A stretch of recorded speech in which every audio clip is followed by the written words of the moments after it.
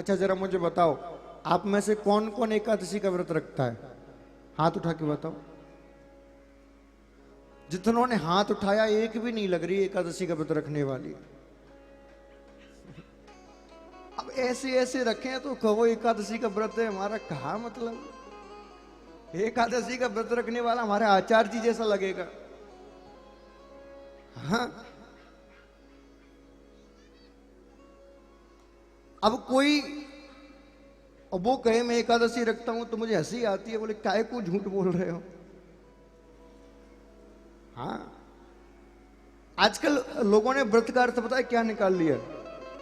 बोले जिस दिन व्रत है कोटू की आटे की पकौड़ी, खीर, फ्रूट्स रायता, ड्राई फ्रूट्स, मैंगो शेक, ये पापड़, खिचड़ी और इतना भर लिया थाली। और फिर कह रहे आज हमारा फास्ट है, हम कुछ ज्यादा खाएंगे नहीं, और हमको खाओगी इतना तो धर लिया, और क्या खाओगे इतना, तुम 3 दिन में ना खाएं, हमारा फास्ट है। ये व्रत का अर्थ नहीं है। ये लोगों ने आपको गलत शिक्षा दी है कि केवल अन्न मत खाओ और हो गया व्रत। क्या दुश्मनी है भैया अन्न से?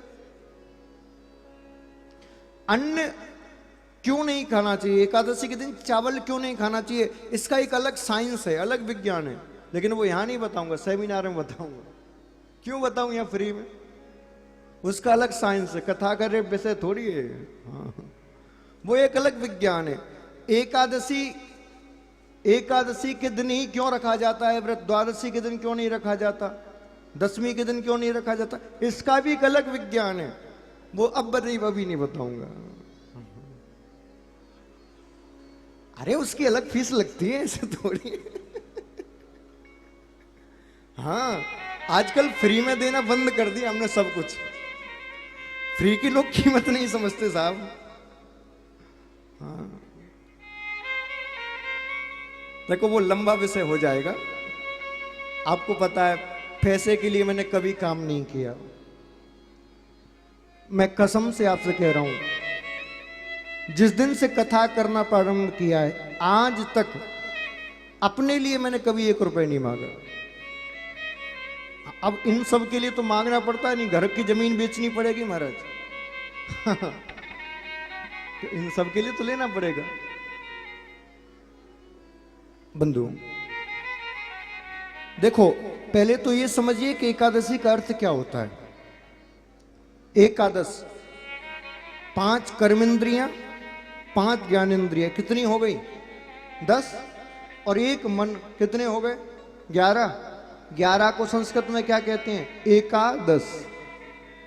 यानी कि 5 कर्मेंद्रियां और 5 ज्ञानेंद्रियां और 1 मन के द्वारा पूर्ण संयम बरता जाए तब होता है एकादशी। अब मन में तो चल रहा है अरे आज एकादशी है, केसरवानी जी ने महाराज सुंदर चाट की, पकौड़ी की व्यवस्था की है, मन ललचा रहा है, मुंह में पानी आ रहा है, तो क्या मतलब का व्रत? आंख देख रही है सास बहू का सीरियल, क्या मतलब का व्रत?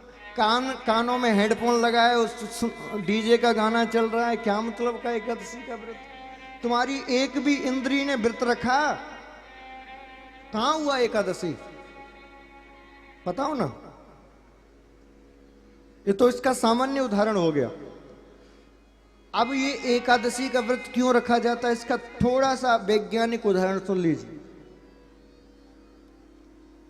हम जो भी कुछ खाते हैं उसका ग्लूकोज बनता है।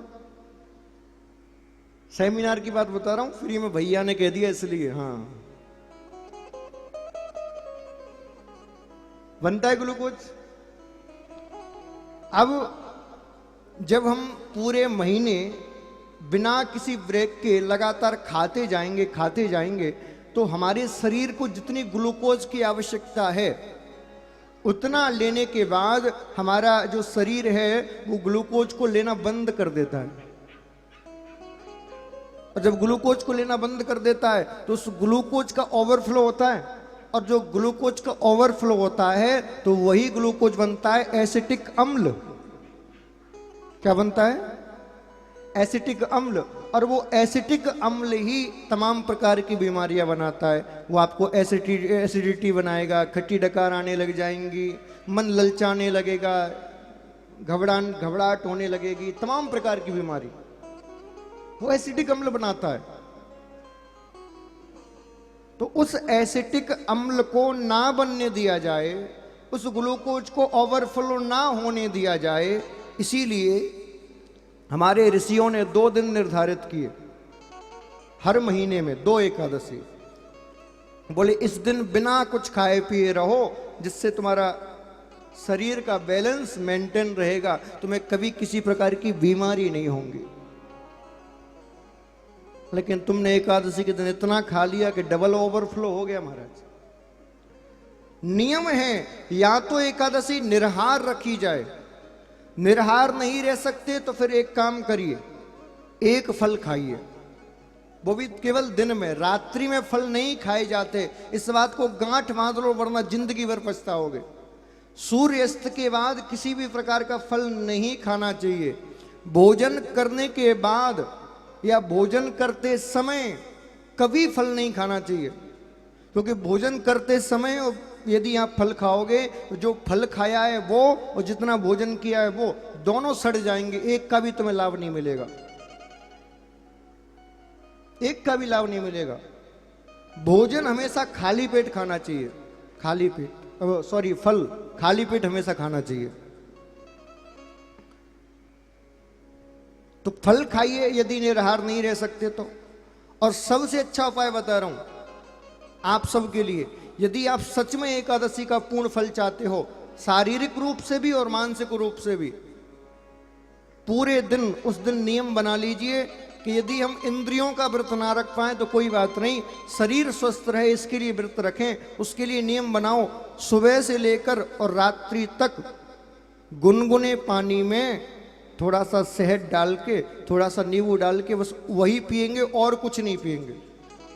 और आप ऐसा 2 से 3 महीने करके देख लीजिए, आपका अपने आप में सुधार, शरीर में सुधार, मन में मन शांत ना होने लगे, शरीर से बीमारी दूर ना होने लगे, तो भैया मेरा नाम फेर के रख देना, मेरी गारंटी आप होगा ही होगा। लेकिन तुम उल्टा सीधा खा के फिर और कहो एकादशी है तो महाराज रहन दो, ऐसी एकादशी तो बहुत ही बढ़िया।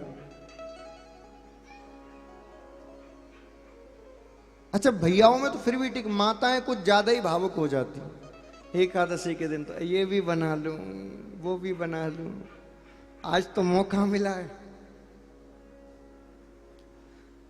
हमारी माता जी एकादशी रहती, हमने खूब समझाया कि खिचड़ी विचड़ी मत खाया करो, नहीं माने। हमने कहा देखो अब इनको कैसे, क्योंकि कोई सामान्य भाषा में ना समझे तो फिर उसको, हमने कहा हम भी एकादशी रहेंगे, और हम नहीं मैंने कि जितने घर में सब रहेंगे, क्योंकि माताएं जो होती हैं ना थोड़ा सा बचत करने वाली होती हैं। हमने कहा ऐसे नहीं, कम से कम 5-6 आइटम तो बनेंगे ही, आज तो एकादशी है। हमने कहा खिचड़ी भी बनाओ, खीर भी बनाओ, पापड़ भी सेको, ड्राई फ्रूट्स भी सेको। अब उनको लगा कि एक ही दिन में 2 किलो घी खत्म। बोले ऐसे एकादशी रही तो हो गया कल्याण, चल गई गृहस्थी। मैंने कहा और क्या, एकादशी तो ऐसी रखी जाती, अब हमको उसके लिए थोड़ी रखनी थी, हमें तो माता जी को बताने रखनी थी, थोड़ा सुधारने के लिए। तो कभी कभी यदि बड़े बुजुर्ग भी आपकी बात को सामान्य तरीके से ना माने तो ऐसी पद्धति अपनाइए जिस पद्धति से वो सुधर सकें, क्योंकि बुजुर्गों को सुधारने का एक ही रास्ता है, उनको धन बड़ा प्रिय होता है, उनके सामने धन को नाश करना शुरू कर दो, वो सुधर जाएंगे। पक्की बात है। लाल मिर्ची स्वास्थ्य के लिए बहुत हानिकारक होती है। मैं प्रैक्टिकल करी हुई बात बताता हूं आपको। लाल मिर्ची का आप ये सेवन करोगे तो वो आपकी लीवर में जाके जम जाती है और वो धीरे धीरे लीवर को खत्म करना शुरू कर देती है, किडनी को खराब कर देती है। लाल मिर्ची पचती नहीं है। अब हम 5-6 महीने से समझा रहे थे माता जी लाल मिर्ची मत डालो मत डालो, नहीं माना नहीं माना। हमने कहा ऐसे नहीं मानेंगे। वो बाजार गई और 2-3 किलो लाल मिर्ची इकट्ठी लेके आई, इतना बड़ा डिब्बा भरा। हमने कहा आज काम का दिन है। जैसे ही डिब्बा भरा उन्होंने, हमने कहा आओ माता जी तुम्हें एक खेल दिखाते हैं। एक जग में पानी लिया, डिब्बा हाथ में लिया, डिब्बे के ढक्कन खोला, पूरा पानी का जग मिर्ची के डिब्बे में पटक दिया और घोल के उनके सामने ही पूरा डस्टबिन में। अरे ये क्या कर दिया, आज ही लेके आई थी, ये तो बर्बाद करके मानेगा। मैंने अब आनंद आया, शांति से सुधार रही से सुधर में नहीं आया। उस दिन का दिन है कि आज का दिन है, लाल मिर्ची बंद हो गई। तो कभी कभी इनको इस प्रकार से सुधारा जाता है। हाँ, तुम्हारे माँ बाप यदि तुम कोई अच्छी बात ना माने तो इसी प्रकार बनवाया करो। यदि वो सुबह मॉर्निंग वॉक पे नहीं जा रहे तो कहो, बोले पिताजी मॉर्निंग वॉक पे जा रहे हो कि नहीं? बोले नहीं जा रहा। बोले मत जाओ, 2000 का नोट उन्हीं के सामने फाड़ दो। बोले जितने दिन नहीं जाओगे तुम्हारे सामने तुम्हारा ही 2000 का नोट फाड़ूंगा। तीसरा दिन तब होगा जो 4 बजे उठ के मॉर्निंग वॉक चले जाएंगे। मेरी गारंटी है, लिख के देख लो आप, मेरी गारंटी है। मैं उपाय बताता हूं एंटीबायोटिक, गारंटी से काम करते हैं। हाँ, करके देख लेना। हाँ। अब केसरवानी जी के 49 वर्ष पूरे हो गए, मैरिज एनिवर्सरी के 50 लगने वाली है। तो अगली साल तुम्हारी 50 लग जाएगी। तो अगली साल बाद ये भी यदि व्यापार ना छोड़ें, भजन ज्यादा ना करें तो उन्हीं के सामने 2000 का। बोले भजन नहीं करोगे, माला नहीं फेर रहे? बोले मन नहीं लग रहा। रुको, अभी अभी मन लगेगा। जैसे ही 2000 का फाड़ा, 2 माला अपने आप हो जाएंगी। उदाहरण के लिए बता रहा हूं। लेकिन हमने देखा है कि जब से भैयाओं ने व्यापार संभाला है, इनका ज्यादा इंटरेस्ट है नहीं व्यापार नहीं है ना। फिर परसों वृंदावन चले बंधुओं। आज मेरा आपसे यही निवेदन है, शास्त्र की, धर्म की सारी बातों को आंख कान बंद करके मत माना करो। पहले उसको सुनो, समझो, चिंतन करो और ये देखिए कि ऐसा क्यों किया गया। अब एकादशी कितनी क्यों आती है, उसका भौगोलिक अर्थ है। ग्रहों की स्थिति उस प्रकार की होती है, वो मैं समझाऊंगा बाद में, अभी नहीं।